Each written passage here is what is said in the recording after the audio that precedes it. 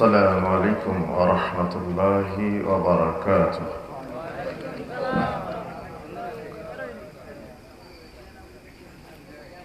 إن الحمد لله وحده والصلاة والسلام على من لا نبي بعده.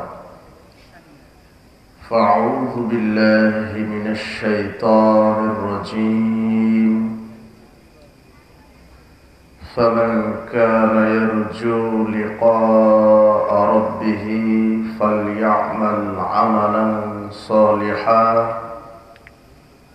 ولا يشرك بعبادة ربه أحدا.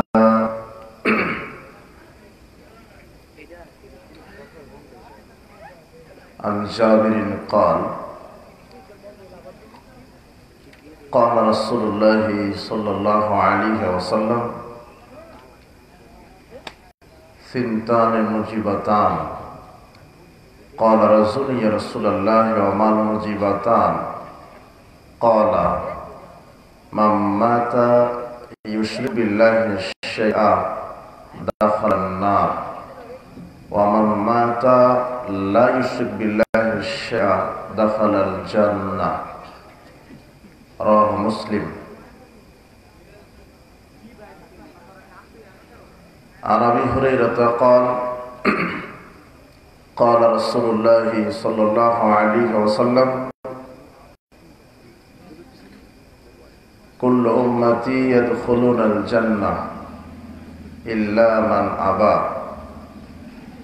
قيل ومن أبى؟ قال من أطاعني دخل الجنة ومن عصاني فقد أبى. رواه البخاري.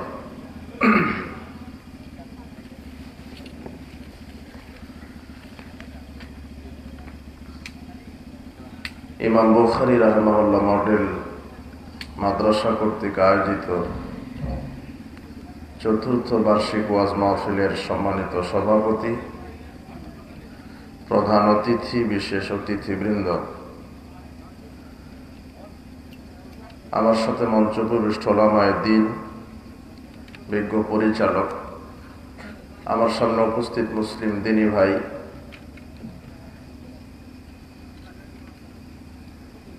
প্রাণপ্রিয় ছাত্র এবং যুবক ভাইরা, পর্দার আড়ালের মা এবং বোনেরা, আমরা সর্বপ্রথম সে আল্লাহ সুবহানাহু ওয়া তাআলার শুকরিয়া আদায় করছি যে আল্লাহ সুবহানাহু ওয়া তাআলা আমাদেরকে সুস্থ রেখে এমন একটি বরকতমণ্ডিত মর্যাদাপূর্ণ জায়গায় আসার, বসার, কোরআন এবং সহিহ হাদিস থেকে আলোচনা করার এবং আলোচনা শ্রবণ করার যে আল্লাহ সুবহানাহু ওয়া তাআলা আমাদেরকে তৌফিক দিয়েছেন, সেই মহান মনিবের দরবারে আমরা লাখ কোটি শুকরিয়া আদায় করছি। আমরা সকলেই বলছি আলহামদুলিল্লাহ। লাখ কোটি দরুদ ও সালাম বর্ষিত হোক মানবতার মুক্তির দূত, নবিকুল শিরোমণি, নবীর সম্রাট জনাবে মুহাম্মদ রাসূলুল্লাহ সাল্লাল্লাহু আলাইহি ওয়াসাল্লামের প্রতি।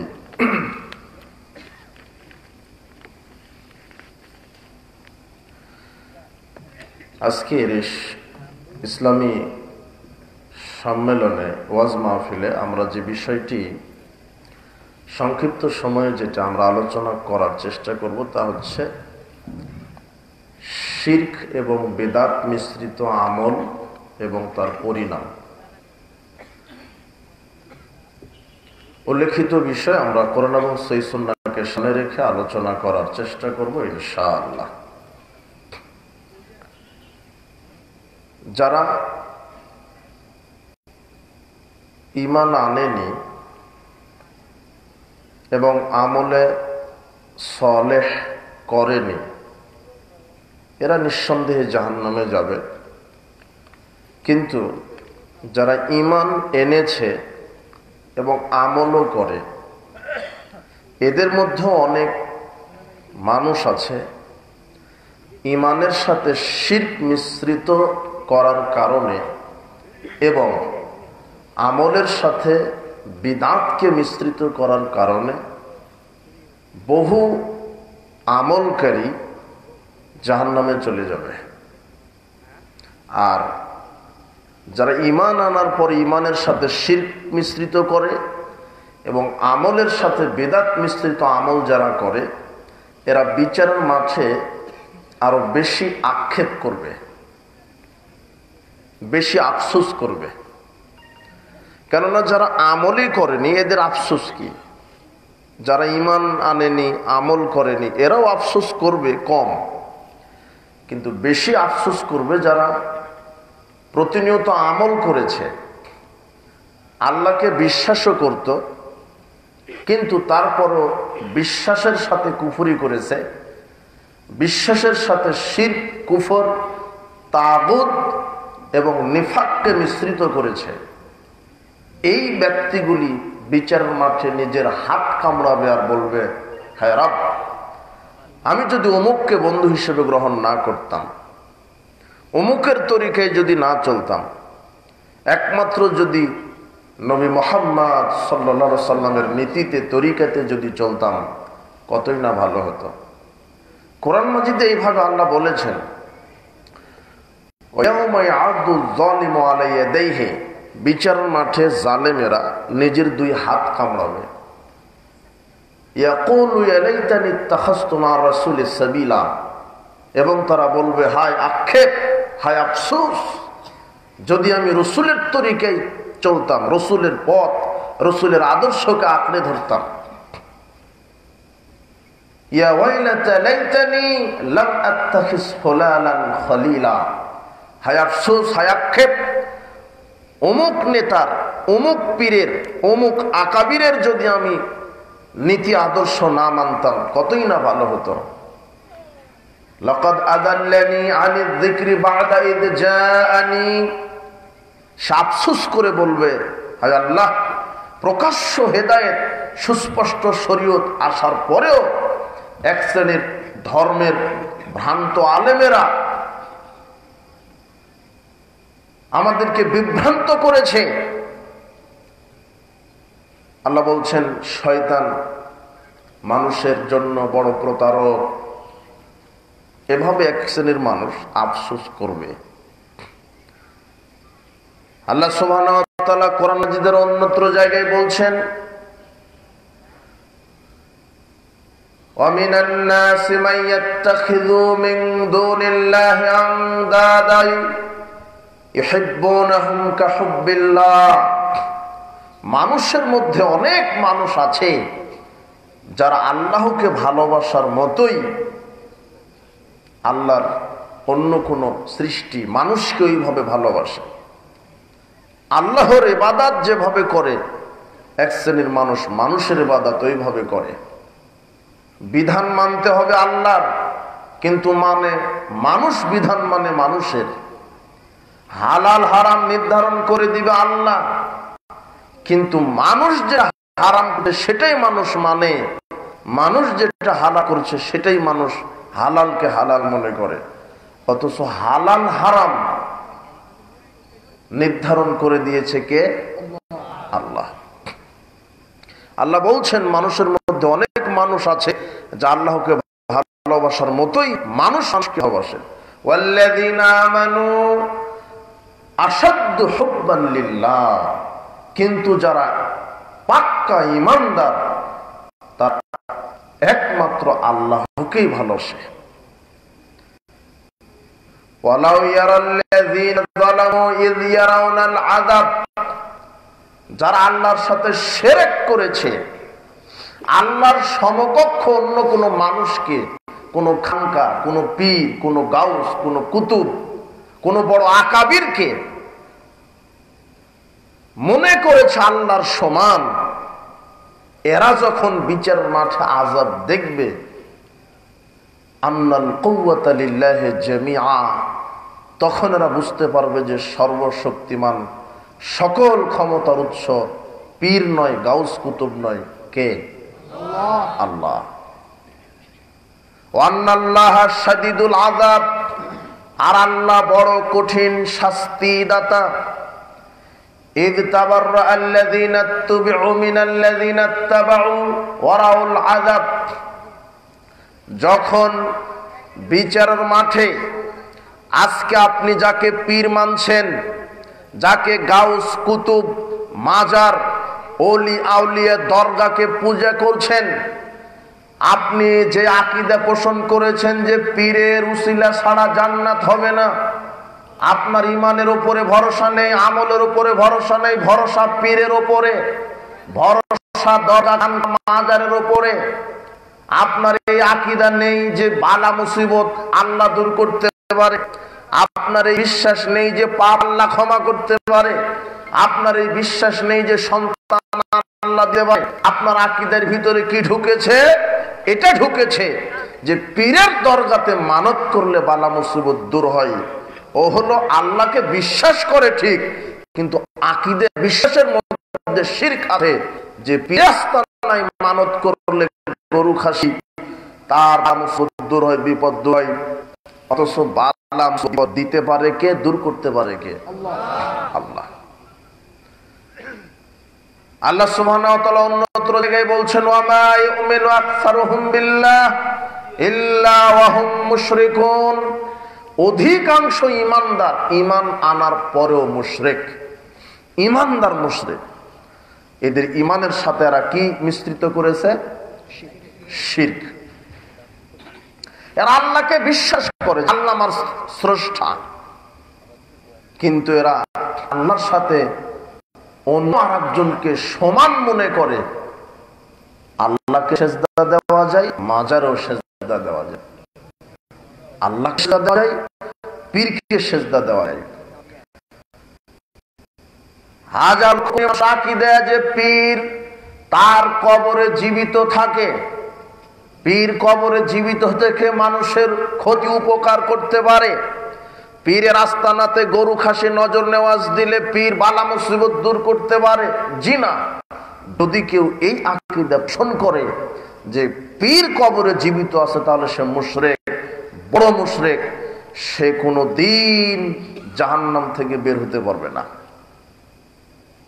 সূরা বাকারার 165, 66 এই আয়াতগুলিতে এভাবেই বলা হচ্ছে, যারা আজকে যারা বড় আকাবির পীরকে মানছেন, এই পীরেরা যখন আল্লাহর আযাব দেখবে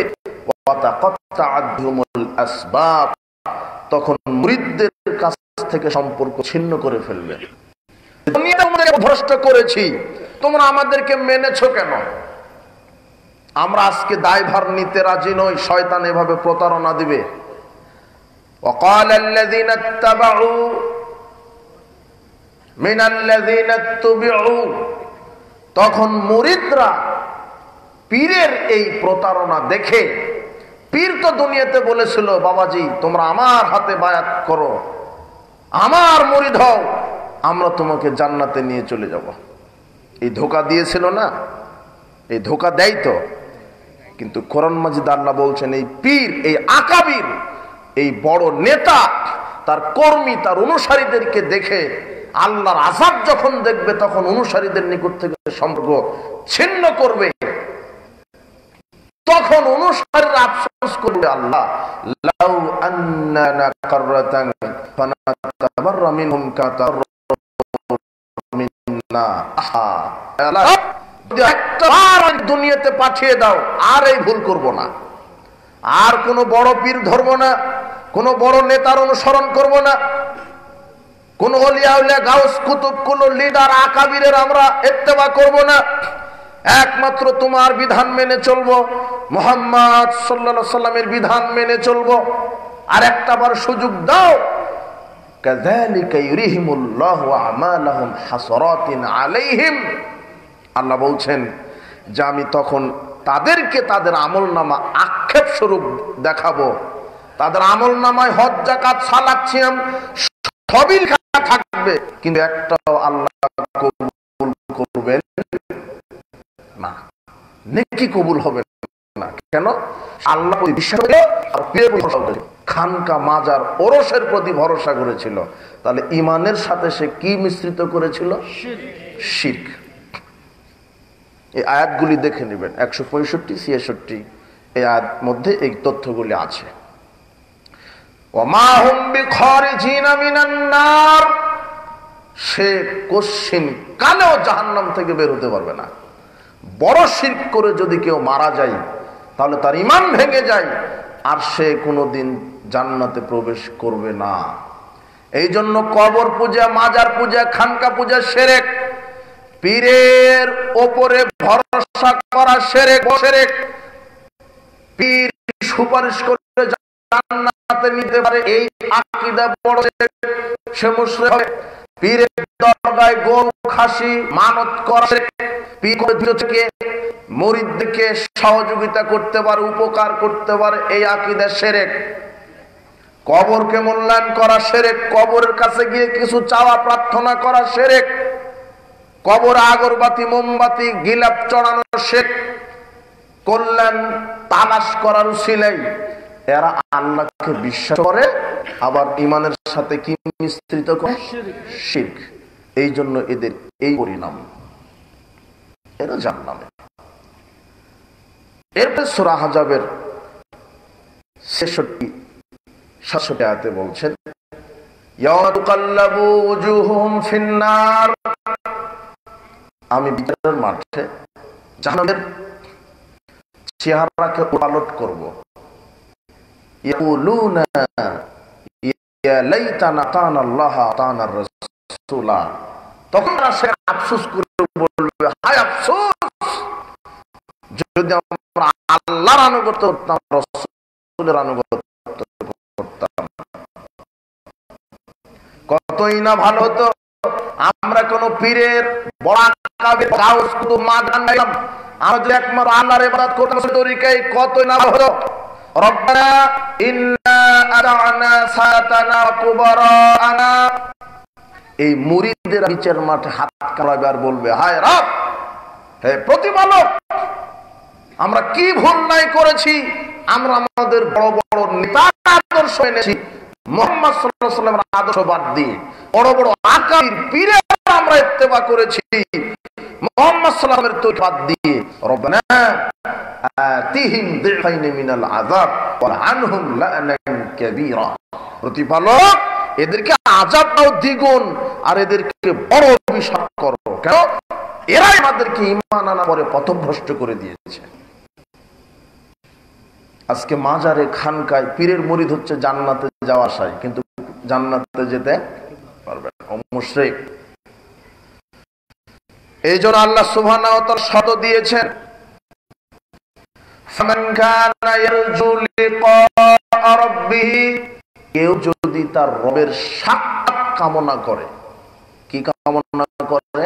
সাক্ষাৎ, তার রবকে জান্নাতে দেখতে চায়, ফালইয়ামাল আমালান সালিহা, তাহলে আল্লাহ বলে দিয়েছেন সে যেন সৎ কর্ম করে। কি কর্ম? সৎ কর্ম। ওয়ালা ইউশরিক বিইবাদাতি রাব্বিহি আহাদা, সে যেন তার রবের ইবাদত করতে গিয়ে অন্য কাউকে শরীক না করে। আপনি রবের ইবাদত করতে শরীক করছেন কিভাবে? সেজদা একমাত্র কাকে দিতে হবে? এটা রবের কি? ইবাদত। সেজদা করবেন, এটা কি? ইবাদত। আল্লাহ বলছেন আমার ইবাদত করতে তোমরা অন্য কাউকে শরীক করো না। কিন্তু আজকে কেউ মসজিদে আল্লাহকেও সেজদা দেয়, মাজারেও সেজদা দেয়, ঈমান আনার পরেও কি? মুশরিক। সূরা কাহফের একেবারে শেষ আয়াত, 110 নম্বর আয়াতের শেষ অংশ, যে ব্যক্তি আল্লাহর সাথে সাক্ষাৎ কামনা করে সে যেন দুইটা শর্ত দিয়েছেন আল্লাহ। আল্লাহর সাথে মানুষ সাক্ষাৎ পাবে, কয়টা শর্ত দিয়েছে আল্লাহ? দুইটা। এক, সৎ কর্ম। কি কর্ম? দুই, আল্লাহর ইবাদত করতে গিয়ে আল্লাহর সাথে কাউকে শরীক করা যাবে না। কিন্তু এই জায়গাতে মানুষ ধরা খেয়ে যাবে বিচারের মাঠে। আল্লাহ সুবহানাহু ওয়া তাআলা বলছেন, যে ব্যক্তি আমার সাক্ষাৎ কামনা করে সে যেন সৎকর্ম করে, আর আমার ইবাদত করতে গিয়ে আমার সাথে যেন কাউকে শরীক না করে। দুটা শর্ত দিয়েছেন, এক, সৎকর্ম, দুই, আল্লাহর ইবাদত করতে গিয়ে তার সাথে কাউকে শরীক করা যাবে না। এখন এই দুইটা বিষয় আমরা একটু সংক্ষেপে বোঝার চেষ্টা করি। প্রথমে সৎকর্ম। কি কর্ম? সৎকর্ম। সৎকর্ম আপনি যে আমল করছেন, ফালিয়ামালা, সে যেন কর্ম করে, আমালান সলেহা, সৎকর্ম। তো সৎকর্ম কি? সৎকর্ম কি জিনিস? আপনার যে কর্মটা এটা সৎ, এটা বুঝবেন কি করে? আপনার যে কর্ম এটা সৎ, এটা বোঝার মূল নীতিটা কি? আপনি মনে করছেন যে আমি সালাত আদায় করি, সিয়াম পালন করি, কোরআন মাজিদ তেলাওয়াত করি, আমি জিহাদের মাঠে জিহাদ করে শহীদ হয়ে গেছি, আমি বড় আলেম, কারি সাহেব, কোরআন তেলাওয়াত করি, বক্তৃতা দিই, আমি তাহাজ্জুদ পড়ি, আমি বিশাল দানবী, দান করা একটা বড় ইবাদত, সৎকর্ম দান করি। আপনি মনে করছেন আমি সৎকর্ম করছি। জি না, সৎকর্ম, আপনার যে কর্ম সৎ, এটা বুঝতে গেলে তিনটা ফর্মুলা দরকার, তিনটা সূত্র। স্বর্ণটা খাঁটি নাকি নাইট্রিক অ্যাসিডে পরীক্ষা করা লাগে। স্বর্ণে ভেজাল আছে কিনা, একটা অ্যাসিড আছে, কি পরীক্ষা করার? স্বর্ণ পরীক্ষা করার। তো আল্লাহ কোরআন মাজিদে বলছেন সৎ কর্ম করো, তার মানে সব কর্মই কি না? সৎ না। আল্লাহ এমনিতেই বলতেন ফালি আমাল আমালা, আমার যদি সাক্ষাৎ চাও তাহলে আমল করো, কিন্তু আল্লাহ শর্ত দিয়ে দিয়েছেন কি আমল? সৎ আমল। আর এই সৎ আমল যে আপনি করছেন এটা বুঝবেন কি করে? আপনি যে সালাত আদায় করলেন, এটা যে এই সালাতটা সৎ হলো, আপনি যে দান করলেন এটা যে সৎ আমল হলো, আপনি যে কোরআন মাজিদ তেলাওয়াত করলেন এটা যে সৎ আমল হলো, এটা বুঝবেন কি করে? তিনটা ফর্মুলা। এক, যে আমলটা করছেন এটা আল্লাহর পক্ষ থেকে অনুমোদিত থাকতে হবে, দেওয়া থাকতে হবে। যে আমলটা করছেন এটা কার পক্ষ থেকে দেওয়া থাকতে হবে? দুই, যে আমলটা করছেন সেটা কেবলমাত্র শুধুমাত্র আল্লাহকে খুশি করার জন্য করতে হবে। কাকে খুশি করার জন্য? আল্লাহকে। তিন, যে আমলটা করছেন সেটা শুধুমাত্র একজন মানুষের নীতি, একজন মানুষের তরিকায় করতে হবে, যে মানুষটার নাম হচ্ছেন মুহাম্মদ সাল্লাল্লাহু আলাইহি সাল্লাম। এই তিনটা যদি ঠিক থাকে তাহলে আপনার সালাতটা সৎ, আপনার হজ সৎ কর্ম, আপনার কোরআন মাজিদ তেলাওয়াত সৎ, আপনার তাহাজ্জুদ সৎ, আপনার হজ সৎ, আপনার দান সাদাকা সৎ, আপনার ইবাদত সৎ। আমি যে কর্ম করছি এটা সৎ, এটা বোঝার জন্য তিনটে। ওই আমলটা কার পক্ষ থেকে দেওয়া হতে হবে? আল্লাহ। এক। দুই, আমি যে আমলটা করছি কেবলমাত্র একজনকে সন্তুষ্ট করার জন্য, সে কে? আল্লাহ। তিন, আমি যে আমলটা করছি সেটা কেবলমাত্র একজন মানুষের তরিকায়, সে কে? মুহাম্মদ সাল্লাল্লাহু আলাইহি ওয়াসাল্লাম। এই তিনটা যদি ঠিক থাকে তাহলে আপনি এই সৎকর্মের মাধ্যমে আল্লাহর সাথে সাক্ষাৎ পাবেন, আর না হলে সাক্ষাৎ হবে না। দেখেন, সালাত, সিয়াম, হজ, যাকাত মনে হচ্ছে আমল, কিন্তু এগুলিও সৎ হবে না যদি তিনটার কোনো একটা শর্ত না থাকে। আপনাকে একটু দেখাই, মুসলিমের একটা হাদিস আসছে, রাসূল সাল্লাল্লাহু আলাইহি ওয়াসাল্লাম বলছেন যে ইন্না আউলান নাস ইউযা আলাইহি ইয়াউমাল কিয়ামা রাজুলুন উস্তুশহিদা, বিচার মাঠে আল্লাহ তিন শ্রেণীর মানুষকে দিয়ে জাহান্নাম উদ্বোধন করবেন। কয় শ্রেণী? তিন শ্রেণী। তার এক হচ্ছে, প্রথম হচ্ছে শহীদ। কে? শহীদ। কি আল্লাহ রাস্তায় জিহাদ করে শহীদ হওয়া এটা মন্দ কর্ম না সৎকর্ম? তো শহীদকে আল্লাহ জাহান্নামে দিবেন কেন?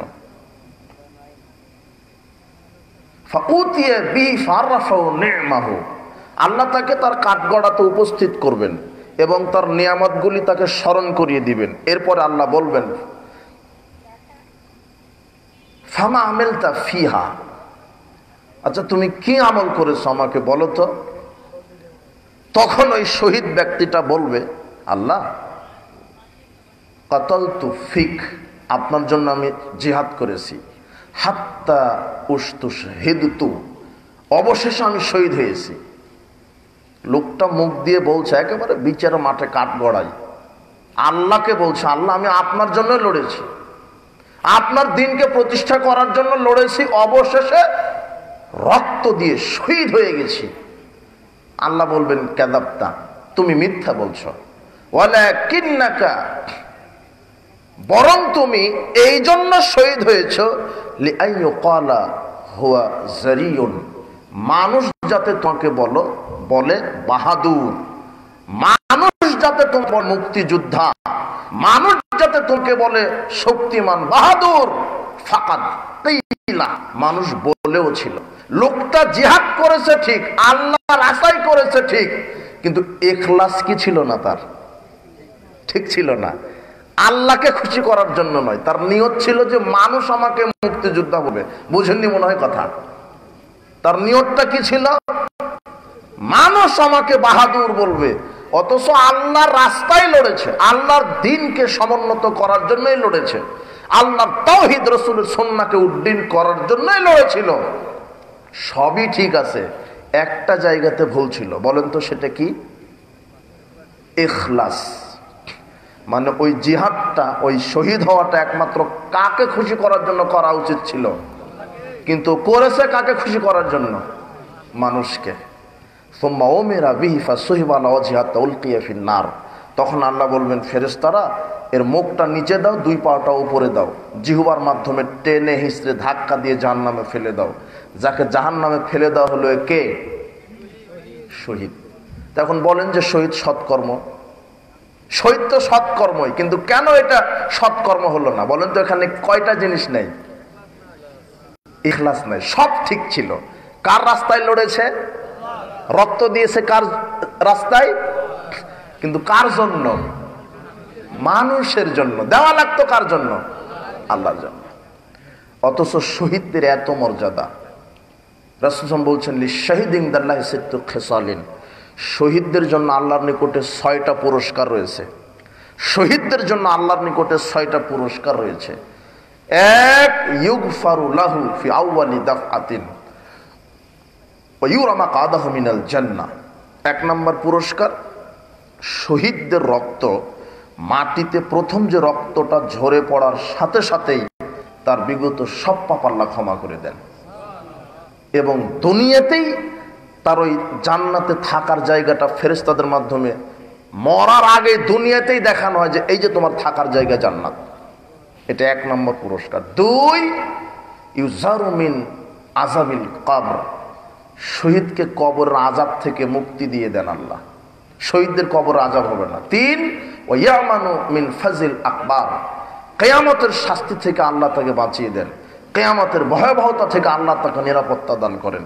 4, ইউযাউ আলা রাসিহি তাজুল ওয়াকারিল ইয়াকুতাতি মিনহা খায়রুম মিনাদ দুনিয়া মা ফিহা, শহীদকে আল্লাহ একটা মর্যাদার মুকুট পরিয়ে দিবেন বিচার মাঠে, যাতে থাকবে ইয়াকুত এবং মণিমুক্তা, যা দুনিয়া এবং দুনিয়ার মধ্যে যা কিছু আছে সব বিক্রি করলে সেই মুকুটের সমান দাম হবে না। এত মর্যাদা, এত দামি মুকুট। 5, ইউযাউযু সিনতাইনি ওয়া সাবঈনা যাওজাতাম মিনাল হুরিল আইন, আল্লাহ শহীদকে 72 জন সুন্দরী নারীর সাথে জান্নাতে বিয়ে দিয়ে দিবেন।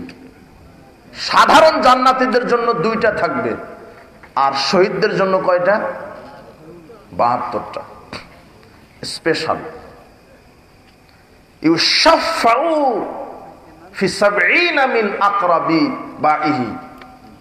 এরপরে আল্লাহ বলছেন শহীদের 6ষ্ঠ নম্বর পুরস্কার হচ্ছে আল্লাহ শহীদকে বলবেন, শোনো, তোমার যারা নিকট আত্মীয় ছিল এদের মধ্যে যারা 70 জন যাদের উপরে জাহান্নাম ওয়াজিব হয়ে গেছে, জাহান্নামে আছে, তুমি এখন তাদের ব্যাপারে সুপারিশ করে তোমাদের নিকট আত্মীয় তোমার 70 জন জাহান্নামীকে জান্নাতে নিয়ে চলে যাও।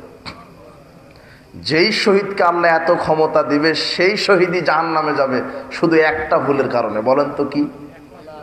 ইখলাস, নিয়ত।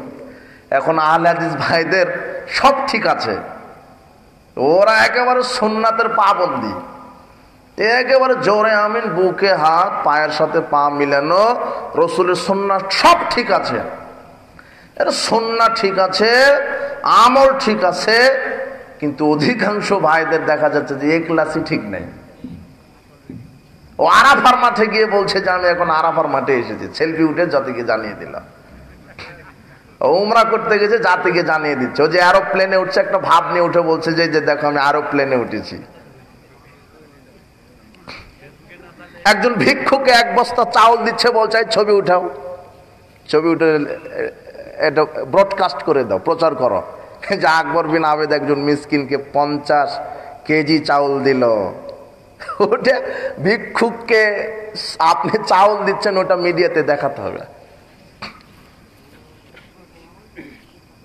এটা হলো রিয়া, ওর ভিতরে ইখলাস নাই। আমি বলছি না যে সবার, তবে প্রায় এই সমস্যা। আমল শুদ্ধ কিন্তু কি ঠিক নাই, ইখলাস ঠিক নাই। পরিণাম কি? জাহান্নাম। দ্বিতীয়, রাজুলুন তাআল্লামাল ইলমা ওয়া আল্লামাহু ওয়া ক্বারাল কোরআন। দ্বিতীয় ব্যক্তিকে আল্লাহ জাহান্নামে দিবেন, ওই ব্যক্তি হলো আলেম। কে? আলেম। ফাউতিয়া বিহি ফারাফাউ নিমাতাহু। আলেমকে আল্লাহ বিচারের কাঠগড়ায় দাঁড় করাবেন। ফামামিলতা ফিহা, তার নিয়ামত সব স্মরণ করে দিয়ে বলবেন, আলেম, হে কারি, হে হাফেজ সাহেব, তুমি কি আমল করেছো? তখন ওই আলেম মানুষ বলবে, আল্লাহ তাআল্লামতুল ইলমা ওয়া আল্লামতুহু ওয়া ক্বারাতু ফিকাল কোরআন। আরে আমি নিজে ইলম অর্জন করেছি, মানুষকে ইলম শিক্ষা দিয়েছি, আমি বড় হাফেজ ছিলাম, কারি ছিলাম, কোরআনও তেলাওয়াত করেছি। তখন আল্লাহ বলবে, কাযাবতা, তুমি তো মিথ্যা বললে। ওয়ালাকিন্নাকা, বরং তুমি তাআল্লামতাল ইলমা লিউকালা ইন্নাকা আলেম, তুমি কোরআন শিখেছো, আলেম হয়েছো, নিয়ত ছিল যে মানুষ যাতে তোমাকে বড় আলেম বলে। তুমি বক্তব্য দিয়েছিলে মাঠ গরম করে দিতে, নিয়ত ছিল যে মানুষ আমাকে যেন বড় বক্তা বলে। ও করাতু কোরআন, তুমি কোরআন তেলাওয়াত করেছিলে, লিউকালা হুয়া কারিউন, মানুষ যাতে বলে যে ও হলো কারি।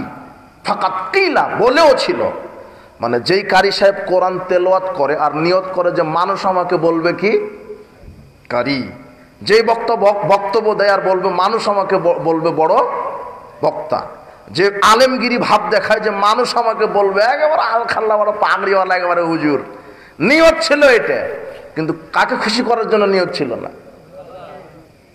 এই আলেমকে দিয়ে জাহান্নাম উদ্বোধন হবে। আর অধিকাংশ আলেমদের মধ্যে এখন ইখলাস আমরা দেখতে পাচ্ছি না, শুধু ভাব আর অহংকার নিয়ে ঘুরছে। এর ভাবের ঠেলায় থাকাই যায় না আলেমের, অবাক। যার যত বড় ডিগ্রি তার তত বড় ভাব বেশি। ও বলছে যে আমি আরবিতে কথা বলতে পারি, ইংলিশ জানি। এই হাদিসগুলি আল্লাহর নবী বলেছেন এই কারণেই, এই জন্য আলেমদেরকে সংশোধন হতে হবে। আনাস রাদিয়াল্লাহু আনহু বলছেন, রাসূল সাল্লাল্লাহু আলাইহি সাল্লাম বলেছেন, লাম্মা উরিদা বিরাব্বি মারাতু বিকওমিন, আমি রাআইতু লাইলাতা উসরিয়া বিরিজালান, মেরাজের রাত্রে আমাকে নিয়ে যাওয়া হলো, আমি যেতেই রাস্তায় কিছু দৃশ্য দেখলাম, তার একটা দৃশ্য দেখলাম, তুকুরাজু শিফাহুহুম বিমাকারিজা মিনান নার, এক শ্রেণীর মানুষের জিহ্বা আগুনের কেচি দ্বারা কেটে দিচ্ছেন। আমি জিবরাইলকে বললাম মান হাওলায়ে, এরা কারা? তখন জিবরাইল বলছেন, খুদবাউ মিন উম্মাতিক, আপনার উম্মতের মধ্যে কিছু বক্তা, এই বক্তার জিহ্বা কি দিয়ে কাটা হচ্ছে? আগুনের কেচি দ্বারা। তো অপরাধ কি? আল্লাযীনা ইয়া'মুরুনা আন-নাসা বিল বিররি ওয়া ইয়ানসাউনা আনফুসাহুম, বক্তা নিজে ভালো বক্তব্য দিত কিন্তু নিজে ভালো আমল করত না। বক্তা পর্দার ওয়াজ করেছে, বক্তার বউ পর্দা করেনি, মেয়ে পর্দা করেনি। বক্তা নিজেই মাদকের ওয়াজ করেছে, বক্তা নিজেই জর্দা খায় আর ঘুরে বেড়ায়। বুঝেননি মনে হয় কথা? এই বক্তার জিহ্বা কাটা হবে। ভালো বলে কিন্তু নিজে ভালো করে না। সময় তো নেই, আমি আপনাকে তো সব হাদিস শোনাতে পারবো না। ওই আর একজন বক্তাকে, আলেমকে জাহান্নামে ঢুকিয়ে দিবে, ফাতান দেলিকাপ্তাবু ফিন্নার, ঢুকিয়ে দেওয়ার সাথে সাথে ওই নাড়ি ভুঁড়ি বের হয়ে যাবে। ফায়ুতহানু ফিহা, নাড়ি ভুঁড়ির চতুর্দিকে ঘুরতে থাকবে। কাতাহনিল হিমার বিরাহাহু, যেমন গাধা তার আটা পিসা যা তার চতুর্দিকে ঘুরতে থাকে, বক্তা আলেম তার নাড়ি ভুঁড়ির চতুর্দিকে ঘুরতে থাকবে। ফাইয়াস্তামিউ আহলুন নার আলাইহি, জাহান্নামবাসী তার কাছে জমা হবে। ফায়াকুলুনা, তারা বলবে, মা শানুকা আইয়া ফুলান, হে অমুক বক্তা, হে অমুক আলেম, আপনার এই অবস্থা কেন? আলাইসা কুনতা তা'মুরুনা বিল মা'রুফ ওয়া তানহাউনা আনিল মুনকার, আপনি না আমাদেরকে ভালো বক্তব্য শোনাতেন, ভালো কাজের আদেশ করতেন, মন্দ কাজের নিষেধ করতেন, তো আপনার এই অবস্থা কেন? তখন বক্তা বলবে, কুনতু আমুরুকুম বিল মা'রুফ ওয়া আতিহি ওয়া লা আতিহি, আমি ভালো বক্তব্য দিতাম কিন্তু নিজেই মানতাম না। ওয়া নাহাকুম আনিল মুনকার, খারাপ কাজের নিষেধ করতাম, ওয়া লা আতিহি, কিন্তু আমি নিজেই খারাপ কাজ করতাম। বিচারের মাঠে জাহান্নামে আলেম ওলামাই বিপদে। বুখারীর 1386 নম্বর হাদিস, আল্লাহর নবী বলছেন যে আমি ঘুমিয়ে আছি, জিবরাইল আর মিকাইল এসে আমার দুই বাহু ধরে নিয়ে যাচ্ছে বাইতুল মুকাদ্দাসের দিকে। তো রাস্তাতে দেখি কিছু দৃশ্য, তার একটা দৃশ্য দেখলাম, একজন লোক শুয়ে আছে, এই মাথার কাছে একজন ব্যক্তি দাঁড়িয়ে আছে, বিফিরিন আও সাখরাতিন, হাতে আছে পাথর, ফায়ুশদাহু বি রাসাহু, এ পাথর তার মাথায় মেরে দিচ্ছে। তাদাহাদাল হাজারু ফান্তানাকা ইলাইহি, মাথা ফেটে একেবারে চৌচি, পাথর দূরে চলে যাচ্ছে। ফেরেশতা আবার পাথর নিয়ে আসতে নিতে মাথা ঠিক হয়ে যাচ্ছে। আমি বললাম, মান হাযা, কি এই ব্যক্তির অপরাধ কি, এ মাথা ফাটানো হচ্ছে কেন? তখন জিবরাইল মিকাইল বলছেন, ফরাজুলুন আল্লামাহুল্লাহুল কোরআন, ওই ব্যক্তি হলো কোরআনের উপরে আলেম, হাফেজ। কবরে কার মাথা ফাটানো হচ্ছে? হ্যাঁ, হাদিস বুখারী 1386 নম্বর হাদিস। আলেমের মাথা ফাটানো হবে, এটা কবরের শাস্তি। অপরাধ কি? আল্লাহ নবী বলছেন, ইয়া নামু আনিস সালাতিল মাকতুবা, এই আলেম বক্তৃতা দিত, মাদ্রাসার প্রিন্সিপাল, বক্তব্য দেয় কিন্তু নামাজ পড়ে না, ফরজ নামাজ না পড়ে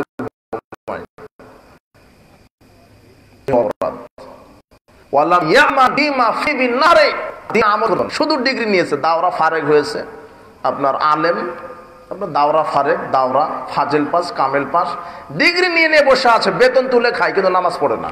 এরকম কয়েক ডজন হাজারো আলেম আছে, সুদের সাথে জড়িত আছে, ব্যাংকের সাথে লেনদেন, নারীর সাথে সম্পর্ক আছে। এই আলেমদের মাথা ফাটানো হবে। কথা বুঝেন মনে হয়? আলেম মহিলা মাদ্রাসায় চাকরি করে, মহিলার সাথে জেনার সম্পর্ক, এই আলেমের মাথা ফাটানো হবে। আলেম দিয়ে জাহান্নাম উদ্বোধন, কবর থেকেই শুরু, আগে কবরে মাথা ফাটানো হবে। আর 47 নম্বর হাদিসে আল্লাহ নবী বলছেন, হাফেজের মাথা ফাটানো কার? বুঝছেন আমার কথা? বুঝছেন? আমি তো ওইভাবে আগে বক্তব্য দিব না, বোঝার চেষ্টা করেন। এখন আলেমদের ব্যাপারে বক্তব্য হচ্ছে, যারা তারা সতর্ক হবেন।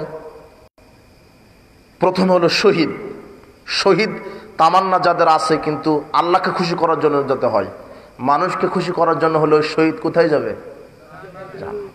এরপরে আলেমের বক্তব্য এখন হচ্ছে, ইয়াখুজুল কোরআন ফায়াফুজুহু, আল্লাহ রাসূল বলছেন সাল্লাল্লাহু আলাইহি ওয়াসাল্লাম, কোরআনের হাফেজ, হেফজ করেছে, এরপরে শয়তানি বদমাশি করে কোরআন ভুলে যায়। কত হাফেজ নেবেন? শুধু ওই একটু ডিগ্রি নেওয়ার জন্য মাদ্রাসা হেফজখানায় 6 মাস পড়ে বলছে যে হাফেজ, নামে হাফেজ লেখে, কিন্তু কোরআনের গোষ্ঠী তার মাথায় নাই, অথচ হাফেজ। 30 পারা কোরআন, 28 সারাই, অথচ হাফেজ। একেবারে হাফেজ, কারি বলছে, কারি হাফেজ, কোরআনের এবারও পড়তে পারে না, কি বলছে নিজেই জানে না। আর এটা আল্লাহর নবী বলছেন, তাই আমি গতিতে বলছি আপনাকে, না হলে আমার কি বলার ক্ষমতা। ইয়াখুজুল কোরআন, যারা কোরআনের ধারক, ফায়ারফুজুহু, এরপরে কোরআন ভুলে গেছে, ছেড়ে দিয়েছে, দুনিয়ামুখী হয়েছে, ব্যবসামুখী হয়েছে, দুনিয়াকে প্রাধান্য দিতে দিতে কোরআনকে ভুলে গেছে। এই হাফেজের মাথা ফাটানো হবে কোথায়? হ্যাঁ, কবরে। তো হাফেজের আলেমেরাই বিপদে। তো আপনি তো সাধারণ মানুষ, আপনি কি ভেবেছেন কোনোদিন যে আমার কি হবে কবরে? নামু আনিস সালাতিল মাকতুবা, এই হাফেজও সালাত করে না, কোরআন জান কিন্তু সালাত আদায় করে। বুখারীর এবারটা আমি করছি, এটা পাগলা না, এটা আমার বাপ দাদার কথা নয়। এই হাদিসটা কে বলে গেছেন 1450 বছর পূর্বে? মুহাম্মদ সাল্লাল্লাহু আলাইহি ওয়াসাল্লাম। তার মানে এরকম কোয়ালিটি আলেম হাফেজ আছে, নাহলে হাদিস থাকবে কেন, হাদিস বলবে কেন? আছে বলে তো তিনি বলে গেছেন সতর্কতামূলক কথা। বুঝেননি মনে হয়? কত হাফেজ নেবেন? এমনিতেই হাফেজ 28 পারাই নাই, 29 পারাই নাই, এমনিতেই হাফেজ। নামাজ নেই, রোজা নাই, এমনিতেই হাফেজ। এমনিতে মাদ্রাসায় চাকরি করে, ও আলেম কামেল পাস, বেতন তুলে খায়, নামাজ পড়ে না। জর্দাখুর, সুদখুর, কত আর সাথে সম্পর্ক আলেমের ব্যাপারে বলছে এগুলা। এই আলেম, এই হাফেজ কবর করা হবে, শাস্তি দেওয়া হবে। আর এদেরকে দিয়ে জাহান্নাম কি করবেন? বিচারের মাঠে উদ্বোধন করবেন। 3 রাজুল নাসাল্লাহু আলাইহি ওয়া তাআলা মিন আসনাফিল মাল কুল্লি।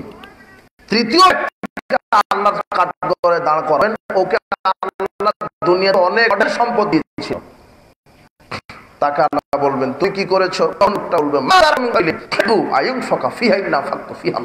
প্রতিপালক, আপনি যেখানে যেখানে দান করতে বলেছিলেন আমি দান করেছি। মসজিদ, মাদ্রাসা, ইয়েতিম, ফকির, মিসকিন সব জায়গাতে দান করেছি। তখন আল্লাহ বলবেন কাযাবতা, তুমিও তো মিথ্যা বললে। ওয়ালাকিন্নাকা ফাআলতা, তুমি দান করেছো লিউকালা জাওয়াদুন, মানুষ যাতে তোমাকে দানবীর বলে। আপনি এসে আমাকে বললেন হুজুর 10,000 টাকা দিয়েছে, একটু মাইকে একটু মারহাবা দেন। নামটা বলেন কিন্তু আমার, আমি সাবেক এই ছিলাম, অমুক ব্যবসায়িক, আমি 10,000 টাকা দিলাম, একটু মারহাবা দেন। মানে নিয়ত আছে এলাকাবাসী কি জানো, এ হলো জাহান্নামে যাবে। হাদিস মুসলিম।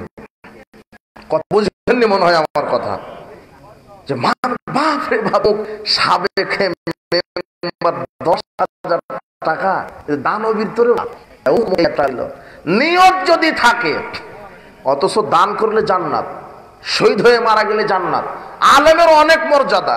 একজন বিশ্বস্ত সত্য প্রকৃত আলেম, এর এত মর্যাদা, পূর্ণ চন্দ্রের মর্যাদা সমস্ত তারকারাজির উপরে যেমন, সারা পৃথিবীতে যত সাধারণ মানুষ আছে তার উপরে একজন প্রকৃত আলেমের মর্যাদা তেমন। একজন আলেমের জন্য আকাশ জমিনে জড় বস্তু জীব বস্তু যা আছে,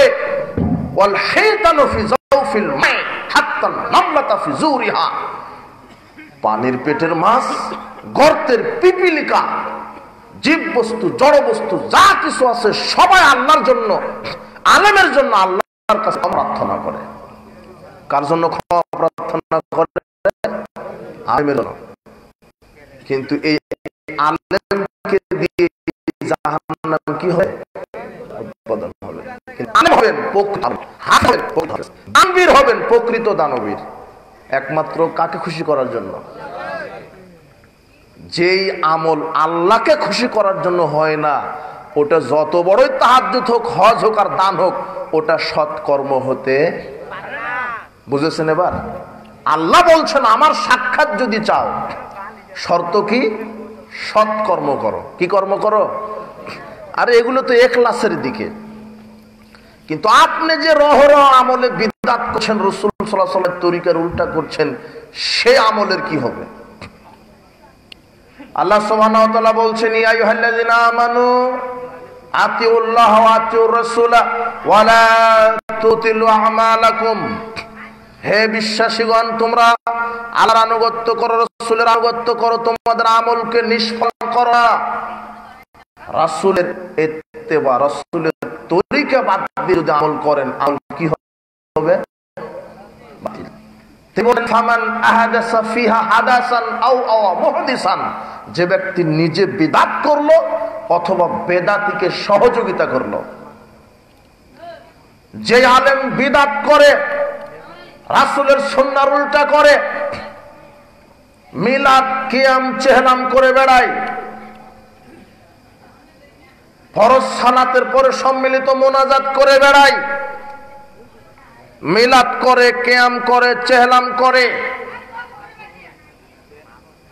ওযুর দোয়া তৈরি করে দিয়েছে, কোরআন মাজিদ তেলাওয়াতের শেষে দোয়ায়ে খাতমুল কোরআন পড়ে। কত বিদআতি আমল সমাজে আলেম চালু করেছে। কত বেদাতি হাদিস সমাজে চালু করেছে। এক আলেম বলছে যে স্ত্রীর নিচের ঠোঁটে চুমা দিলে কবুল হজের নাকি। আমি সেদিন শেষ করে মোবাইলটা হাতে নিয়ে রাত মোটামুটি দিনাজপুর প্রোগ্রাম শেষ করে পরের দিনে বগুড়াতে প্রোগ্রাম, গাড়িতে উঠে মোবাইলটা ফেসবুক অন করে দেখি হুজুর উপস্থিত ফেসবুকে। তো হুজুর বলছে যে স্ত্রীর নিচের ঠোঁটে চুমা দিলে কবুল হজের নাকি।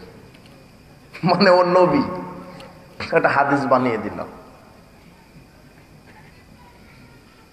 কত হারাম খুব। আর তোমার সহিহ ভেজালে আমল একটা কিতাব আছে বাংলাদেশে, একবারে সহিহ ভেজালে আমল। ওখানে লেখা আছে যে রাসূল সাল্লাল্লাহু আলাইহি ওয়াসাল্লাম পেশাব পায়খানা খাওয়া যায়।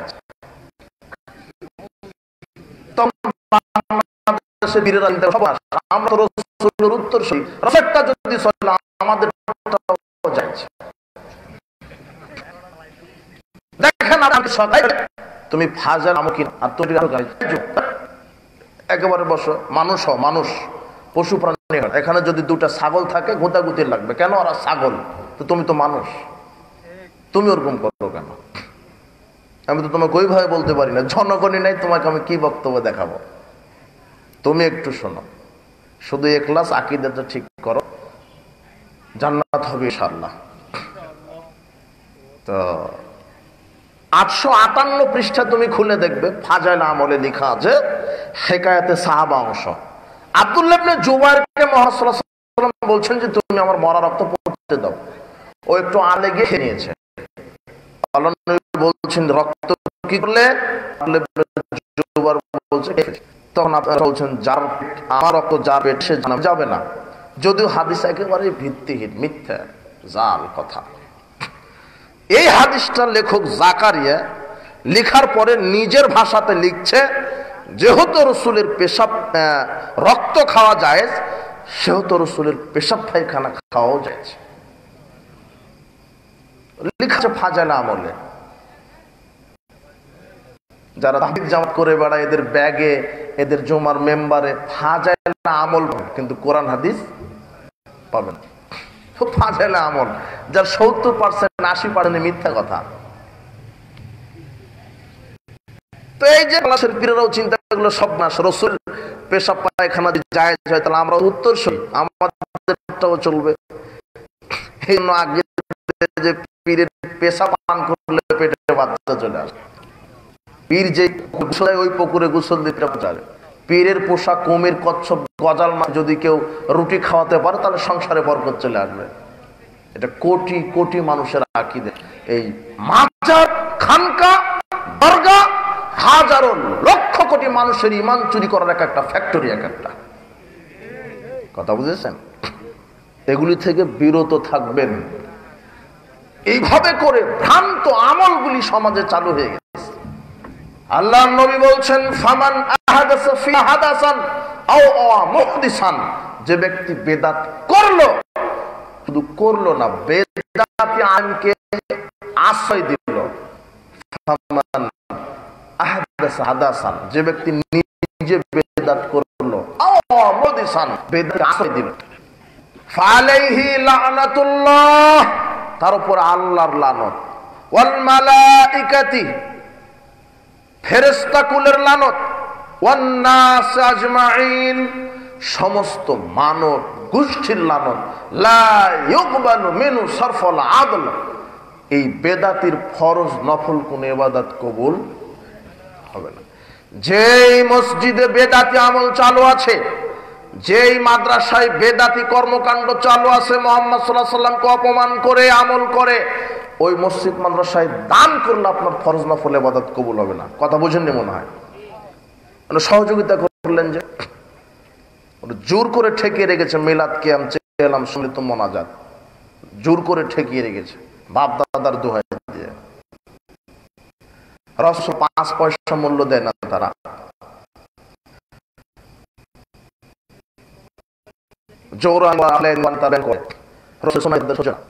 বাংলাদেশে মসজিদ মাদ্রাসা ভেঙে দিচ্ছে আহলে হাদিসদের অপরাধ কি? এরা জোরে আমিন বলে, রাফালে দেন করে, আওয়াল ওয়াক্তে আজান দেয়, পায়ের সাথে পা মিলিয়ে সালাত আদায় করে, এটা হলো অপরাধ। 12 তাকবীর ঈদের সালাত আদায় করে, এটা হলো অপরাধ। কাজেই আহলে হাদিস মসজিদ মাদ্রাসা ঠেকাও, মাহফিলগুলি বন্ধ করে দাও। এরা হলো শয়তানের এক একটা দালাল। এরা যদি সুযোগ পায়, এই বেদাতি এই মোল্লারা এত খারাপ, এরা যদি সুযোগ পায় এরা কাবা ঘর ভেঙে দিবে। এরা কাবা ঘরে জোরে আমিন হয়, কাবা ঘরে 12 তাকবীর ঈদের সালাত হয়, কাবা ঘরে পায়ের সাথে পা মিলে সালাত হয়, কাবা ঘরে রাফাল আদান করে সালাত হয়। তো এটা অপরাধ। এখানে আবু বকর মোহাম্মদ জাকারিয়া সাহেব বক্তব্য দিয়ে এই প্রোগ্রাম ঠেকার জন্য থাপে কেস করতে গেছে যে প্রোগ্রাম উনি বক্তব্য দিবেন, উনি তো আকীদা মানহাজ নিয়ে বক্তব্য দিবেন, উনি তো পীরের গোষ্ঠী সাফ করার জন্য বক্তব্য দিবেন, তাওহীদ প্রতিষ্ঠার জন্য বক্তব্য দিবেন। এই জন্য ঠেকাও আহলে হাদিস মাদ্রাসা, আহলে হাদিস মসজিদ, পিস টিভি ঠেকাও। এরা লুটামি বন্ধ করে না, এরা পিসিবি বন্ধ করে, এরা একেবারে টাটকা শয়তানের দান লাগে। কথা বুঝেছেন? টাটকা এজেন্ট। সব দলিল কোরআনে আছে। এই বেদাতি আলমাজে ইবলিশের দালা আল্লাহ কোরআনে বলে দিয়েছেন। সূরা আনামের 101 আয়াত আপনি বাড়িতে আজকে গিয়ে পড়বেন। আল্লাহ বলেন শায়াতিনা লা ইউহুনা ইলা আউলিয়াইহিম লিয়াদিলুকুম। নিশ্চয় শয়তানের কিছু দালাল আছে পৃথিবীতে। শয়তানের কাছে দালাল। আরে শয়তানের দালাল হলো এই বেদাতি মোল্লারা। ভ্যানলোক বেদাত তৈরি করতে পারবে না, ওরা জানে না। তো কেমিস্ট না হলে তৈরি করতে পারবে না। এই জন্য ভ্যান চালক, মুসি মেথর, এরা শিরক বেদাত আবিষ্কার করেনি। সমাজের শিরক বেদাত আবিষ্কার করেছে কারা? এক শ্রেণীর এই হুজুর, এই মোল্লারাই। কথা বুঝেছেন? নেক শুরুতে ধোঁকা দিচ্ছে। এই জন্য সাবধান। বেদাতি আলেমকে আশ্রয় দেওয়া যাবে না। আপনি ওকে নিয়ে আসেন 60,000 80,000 টাকা দিয়ে, আশ্চর্য কথা। আলেমের তো দোষ তো আপনার, ওর কি দোষ? ওকে 80 কোটি টাকা দিলেও জব দিবে না, বুঝেন না? ও বলবে যে আমার টাকা লাগবে। বেদাতি আলেম আশ্রয় দিবে না, সম্মান করবেন না। বেদাতি মসজিদ মাদ্রাসায় সহযোগিতা করা যাবে না। তাহলে আপনার উপর আল্লাহর পক্ষ থেকে লানত হবে, আপনার ফরজ নফল ইবাদত কবুল হবে না। বুখারী মুসলিমের হাদিস। এই জন্য আমল করলেই যে সেটা সৎ, জি না। আমলটা সৎ হতে গেলে কয়টা ফর্মুলা? 3টে। কার পক্ষ থেকে দেওয়া হতে হবে? আমলটা কার জন্য হতে হবে? আর তরিকা কার হতে হবে? আপনি কোরআন মাজিদ তেলাওয়াত করে বলছেন সাদাকাল্লাহুল আযীম, যে যত বড় হাফেজ তার তত সুর বেশি, আর তার বেদাতের পাওয়ার তত বেশি। আপনি সকালে নারায়ণগঞ্জের সবচেয়ে বড় যে মাওলানা, তাকে জিজ্ঞাসা করেন, সে যে ঘরানার হোক, হানাফি হোক, সাফি হোক, মালিকি হোক, হাম্বলি হোক, আহলে হাদিস হোক, যেই হোক, আগামীকাল সকালে জিজ্ঞাসা করেন, মাওলানা সাহেব আমরা যে বাপ দাদা থেকে বলে আসছি সাদাকাল্লাহুল আযীম, এই দোয়াটা কোথায় লেখা? কোন হাদিসের কিতাবে আরবিতে লেখা আছে? রাসূল সাল্লাল্লাহু আলাইহি ওয়াসাল্লাম কোনটা হচ্ছে সেটা বলেছেন। রাসূল সাল্লাল্লাহু আলাইহি ওয়াসাল্লাম যেটা বলেননি, যেটা প্রমাণিত, সেই আমলটাই হলো বিদআত। ওই জন্যই তো বিদআত। নাহলে দলিল থাকলে কি হয়ে যেত? সুন্নাত। বুঝেননি মনে হয় কথা? দলিল থাকলে কি হয়ে যেত? সুন্নাত। দলিলের বাইরে কোনো আমল করা যাবে না। এদেশের এক শ্রেণীর হুজুরেরা যায় নামাজের দোয়া তৈরি করেছে, যা মুহাম্মদ সাল্লাল্লাহু আলাইহি ওয়াসাল্লাম থেকে প্রমাণিত নয়। আরে সালাতের নিয়ত তৈরি করেছে, যা কোরআনেও নাই, হাদিসেও নাই। আরবিতে লেখাই হয়নি সালাতের নিয়ত। জোহরের এক নিয়ত, ফজরের এক নিয়ত, তাহাজ্জুদের নিয়ত, ইদানের নিয়ত, জানাজার নিয়ত, আপনার ফজরের নিয়ত, সুন্নাতের এক নিয়ত। এখন এই মুসল্লি চিন্তা করতে সর্বনাশ, আমি তো ফাতিহা ভালো করে জানি না, এই এত নিয়ত মুখস্থ করতেই তো জীবন শেষ, ও নামাজই পড়বে না। আরবিতে যে নিয়ত মুখে বলতে হবে, যেটা তৈরি করা হয়েছে, এটা মুহাম্মদ সাল্লাল্লাহু আলাইহি ওয়াসাল্লাম থেকে প্রমাণিত নয়। নামাজের দোয়া বলছে কোরআন হাদিসের আয়াত, আয়াত কি ওর বাপের উপরে নাযিল হয়েছে না মুহাম্মদ সাল্লাল্লাহু আলাইহি ওয়াসাল্লামের উপরে? কত যে ভ্রান্ত আমল আকীদা সমাজে চালু আছে। কুলুকের ফজিলত আবিষ্কার করেছে হুজুর, নগদ কুলুকের ফজিলত কি? যার কুলুকের ঢিলা যত বড় হবে মিজানের পাল্লাতে তার নেকি ভারী তত বেশি হবে। হাজী সাহেব এই ফজিলত টিকানোর জন্য হজের নিয়ত করেছে, বেচারি 5 লক্ষ টাকা দিয়ে পাসপোর্ট করে হজে গিয়ে উদ পাহাড়ের পাশে পেশাব করতে বসে উদ পাহাড়কে নিয়েছে ঢিলা কুলু। পাশের হাজী সাহেব বলছে, মৌলানা সাহেব আপনার এই কি অবস্থা? তখন বলছে যে আমার অবস্থা ঠিকই আছে, আল্লাহ উদ পাহাড়কে নেকির পাল্লাতে মেরে দিবেন। তো হুজুরের বক্তব্য। এরপরে দেশের দাওয়াতি তাবলিগ একটা বই লেখা আছে, আগামীকাল পড়বেন, আপনি বই কিনে পড়বেন, শুধু বক্তব্য শোনার আশাই করেন না, একটু পড়াশোনা করেন। দাওয়াতে তাবলিগ একটা বই আছে, এ দেশে আছে, দেখেন বাংলা বাজারে যান ঢাকা, ওখানে গিয়ে বলেন যে একটা দাওয়াতি তাবলিগ একটা বই দেন তো, অথবা কাকরাইল মসজিদের ওই আশেপাশে যে পাবেন বাইতুল মোকাররমে যেগুলো আছে ওগুলোতে খোঁজ করলে পাবেন, দেখেন খুঁজেন পাবেন। দাওয়াতে তাবলিগ 85 পৃষ্ঠাতে লেখা আছে যে মক্কা মদিনা থেকে টঙ্গীর মাঠে আসে কেন মানুষ। তখন পাগড়িওয়ালা হুজুর এখন উত্তর দিচ্ছে যে কাবা ঘরে 1 রাকাত সালাত আদায় করলে 1 লক্ষ গুণ নেকি, আর টঙ্গীর মাঠে 1 রাকাত আদায় করলে 49 কোটি গুণ বেশি নেকি।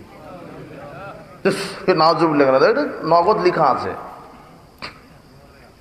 আর বলছে যে টঙ্গীর মাঠে গেলেই 3 বার গেলে একটা কবুল হজের নেকি। তোমার হুজুরের কাছে শরীয়ত নাজিল হয়। টঙ্গীর মাঠে কেন?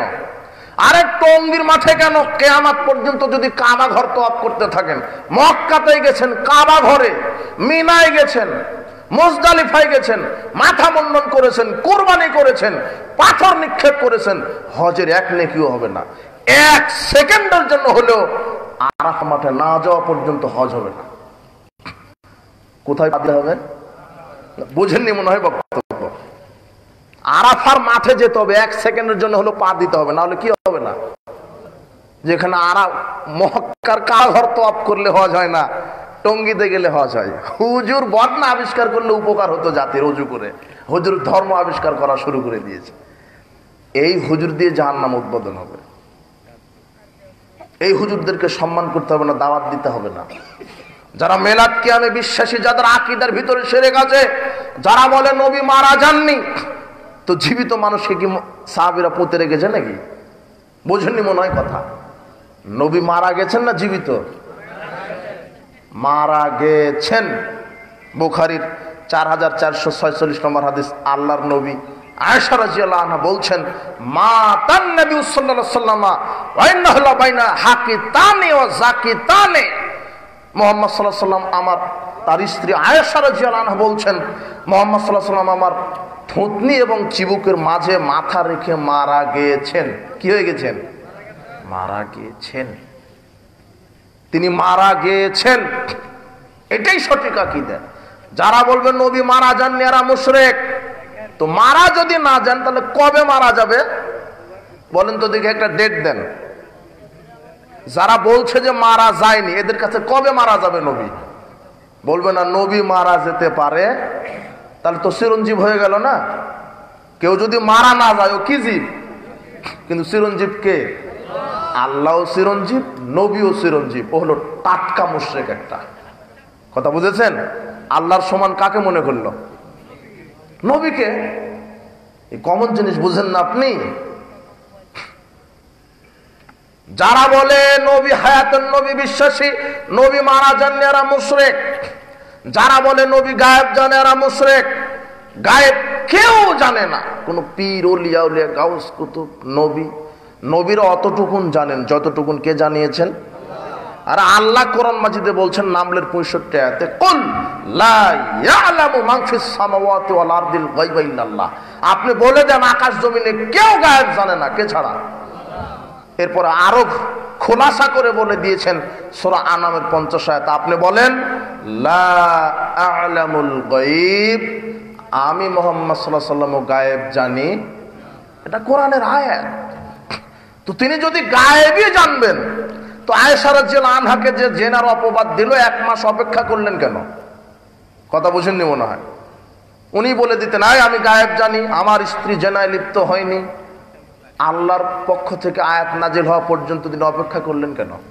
তিনি যদি গায়েবই জানতেন তো উহুদের মাঠে গিয়ে যে দাঁত ভেঙে যাবে উনি গেলে সতর্ক থাকতেন তো।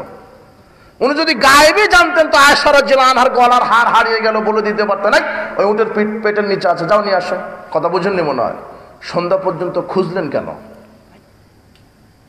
নবী রাসূলগণ অতটুকুন জানেন যতটুকুন কে জানিয়েছে, এর বেশিও জানে না, কমও জানে না। ওখান থেকে বলছে পীর গায়েব জানে। মুশরিক যার আকীদা পীর কবরে জীবিত, এ মুশরিক। যার আকীদা পীর গায়েব জানে, এ মুশরিক। যে বলে আল্লাহ সর্বত্র বিরাজমান, এ কুফরি করলো। যে বললে আল্লাহ নিরাকার, এ হলো কুফরি করলো। যে বলে নবী গায়েব জানে, এ হলো মুশরিক। যে বলে পীরের উসিলা ছাড়া জান্নাত হবে না, পীরের সুপারিশ ছাড়া জান্নাত হবে না, মুশরিক। মা হুম বিখারিজিনা মিনান নার, এ জাহান্নাম থেকে কোনো দিন বের হবে না। এই জন্য শুধু আমল করলে হবে না, আমলটা কি হতে হবে? সৎ। আর আপনার আমলটা যে সৎ, কয়টা ফর্মুলা? তিনটে। আমল কার পক্ষ থেকে, কার জন্য, কার তরিকায়? মুহাম্মদ সাল্লাল্লাহু আলাইহি ওয়াসাল্লাম। তাহলে বুঝবেন যে আমলটা কি সৎ। কিন্তু আপনি সমাজে রহ আমল করছেন, যে আমলের সাথে সুন্নাতের গোষ্ঠী নাই। আরে সাধারণ একটা আমল, সালাম দিবেন আপনি, তাতে আপনি 3 হাত 4 হাত লাগাচ্ছেন। দুর্গা মায়ের মতো 10 হাত থাকলে 10 হাতে লাগাতেন আপনি। পা দেওয়া গেলে পাও দিতেন। অথচ মুহাম্মদ সাল্লাল্লাহু আলাইহি ওয়াসাল্লাম বলছেন পরস্পরের 2 হাত। আবু দাউদের 5212 হাদিসে বলছেন, কোন মুসলিম যদি সাক্ষাৎ হয়ে পরস্পর 2 হাতে তারা সালাম দিতে পারে, তাহলে 2 হাত পৃথক হওয়ার পূর্বে তাদের বিগত সব পাপ আল্লাহ ক্ষমা করে দিবেন। তাবারানী আওসাতের 245 হাদিসে বলছেন, ইন্নাল মুমিনা ইযা লাকিয়াল মুমিন, এক মুমিন যখন আরেক মুমিনের সাথে সাক্ষাৎ করে, ফায়াতাসাফা ফাখাযা বিয়াদিহি, তার 1 হাত ধরে। কয় হাত? হাদিসে স্পষ্ট আছে। ইয়াদাইহি হলে 2 হাতের কথা আসতো, বিয়াদিহি ইয়াদুন 1 হাত। ফাখাযা বিয়াদিহি, তার 1 হাত ধরে মুসাফা করে। তানাসারাত খাতায়াহুমা, তাদের উভয়ের পাপ ঝরে যায়। কামা ইয়াতানাসার ওয়ারাকুশ শাজার, শীতকালে যেমন গাছ থেকে পাতা ঝরে যায়, পরস্পরে 2 হাতে মুসাফা করে সালাম দিলে তাদের গুনাহ আল্লাহ ঝরিয়ে দেন। কিন্তু 2 হাত 3 হাত মেরে দিলেন যে 4 হাত, তখন আর গুনাহ ঝরবে না, গুনাহ কি হবে? যোগ হবে। আমার বুকে মারে এইভাবে, আবার চুমা, আবার বলছে ইয়াগফিরুল্লাহু লানা ওয়া লাকুম, নাকি আরো কি জানি বলে। ঠিক আছে, আরো বলে, ও আরো আছে। আমি জানতাম যে ওজুর দোয়া একটা, বিসমিল্লাহির রহমানির রহিম, আলাইহিস সালামু হাক্কুন ওয়াল কুফরু বাতিলুন আল ঈমানু নূরুন ওয়াল কুফরু যুলমাতুন। এটাই আমি আশরাফ আলী থানভীর পূর্ণাঙ্গ নামাজ শিক্ষার 43 পৃষ্ঠাতে আমি পড়েছি। তো এটা ওজুর দোয়া নয়, আশরাফ আলী থানভী নিজে লিখেছেন, এটা কোরআন হাদিসে কোথাও নাই। আল্লাহর নবী বলছেন লা উদুয়া লিমান লাম ইয়াজকুর ইসমাল্লাহি আলাইহি, এই হাদিসটা আল্লাহর নবী বলেছেন। তিরমিজির 25 নম্বর হাদিসে আছে যে ওই ব্যক্তির ওযু হয় না যে ব্যক্তি বিসমিল্লাহ বলে না। তাহলে ওজুর দোয়া কি পাওয়া গেল? কিন্তু আশরাফ আলী থানভী বলছেন বিসমিল্লাহ বাদ, আমারটা চলবে, যেটা কোরআনেও নাই হাদিসেও নাই।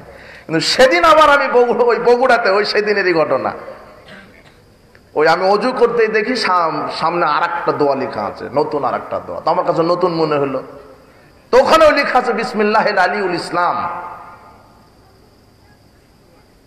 ওয়ালা দীনিল ইসলাম ওয়াল ইসলামু হাক্কুন ওয়াল কুফরু বাতিলুন। এটা আবার নতুন দেখলাম, মানে এরা তৈরি করতে আছে, কিয়ামত পর্যন্ত কি তৈরি হবে।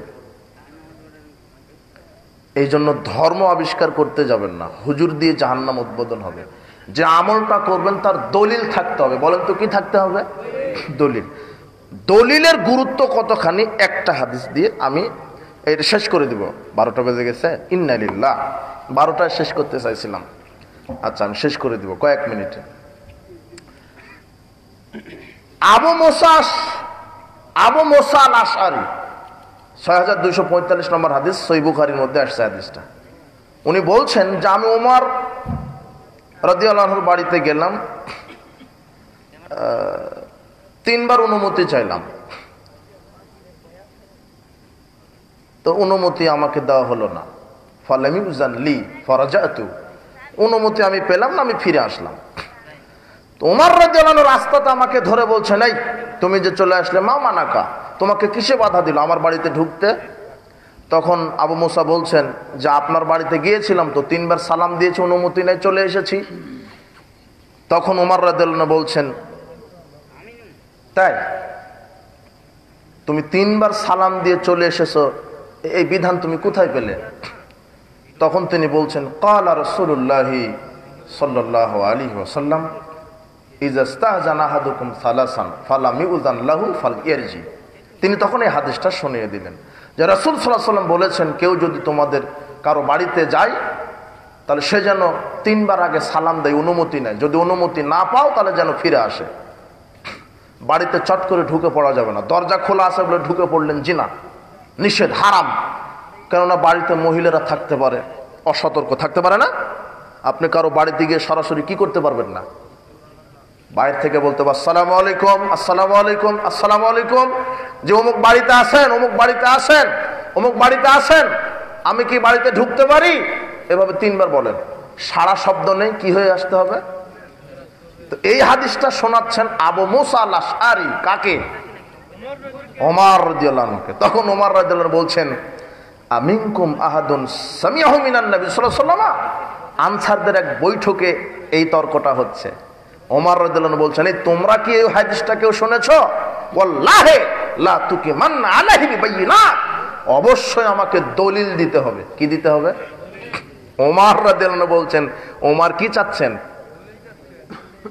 দলিল। তখন উবাই ইবনে কাব বলছেন, আপনি কি বলছেন? ওয়াল্লাহি লা ইয়াকুমা মাকা ইল্লা আসগারুল কওম, আমাদের মধ্যে যে সবচেয়ে ছোট মানুষ সে এই দলিল জানে।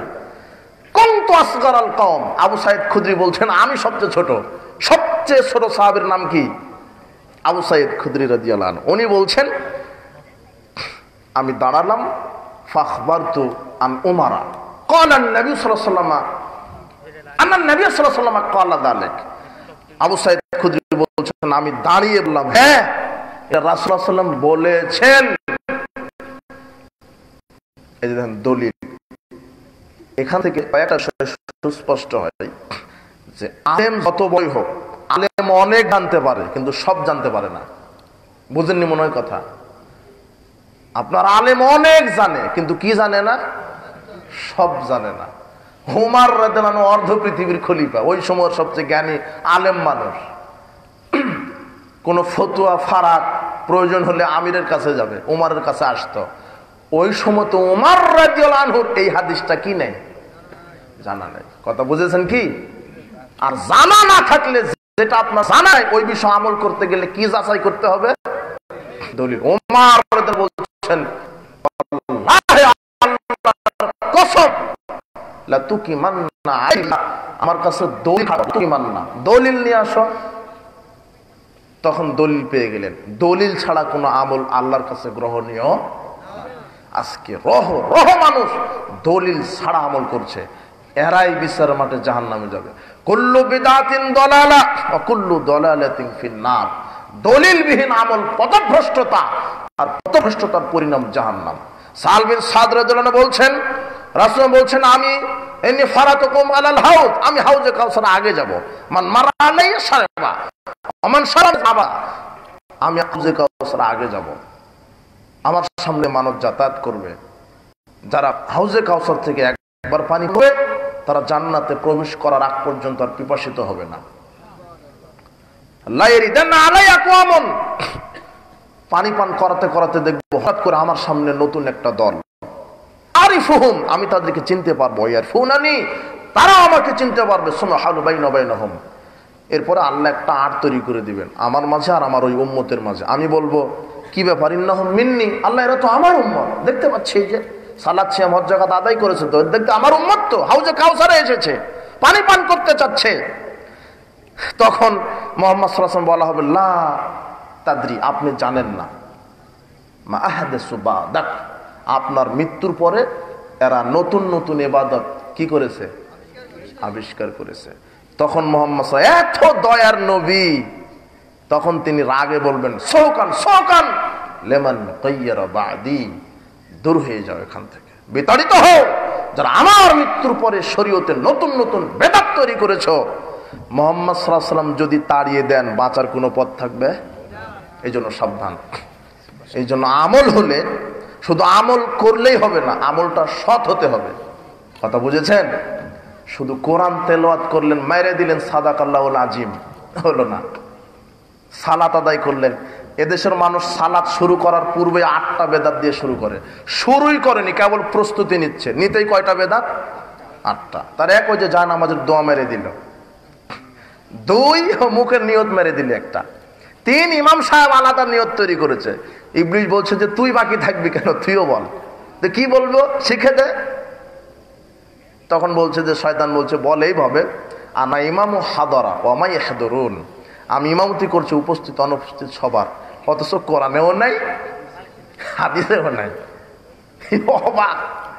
4 নম্বর হলো যে পাগড়ি পেয়েছে, 22 হাতের পাগড়ি নাকি, ও বলছে যে পাগড়ি পরে সালাত, পাগড়ি বিন 70 রাকাতের সালাতের সমান।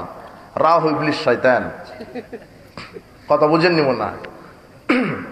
5 নম্বর কি? 5 নম্বর হলো কদ কামাতিস সালায়ের জবাবে আকামাল্লাহু আদামাহা বলছে। 6 নম্বর কি? আশহাদু আন্না মুহাম্মাদুর রাসূলুল্লাহ, এর জবাবে সাল্লাল্লাহু আলাইহি সাল্লাম বলছে। আল্লাহ নবী বলছেন ফাকুলু মিসলা মা ইয়াকুলু মুয়াজ্জিন, আযান ইকামতে মুয়াজ্জিন যা বলে তাই বলো। আশহাদু আন্না মুহাম্মাদুর রাসূলুল্লাহ এর কি বলতে হবে? কিন্তু আযান ইকামতের বাইরে শুনলে কি বলবেন? এটাই হলো মানহাজ। আমি আজকে মানহাজের বিষয়ে বক্তব্য দেওয়া জরুরি। এই বিষয়ে বক্তব্য দেওয়া কঠিন, বোঝাও কঠিন।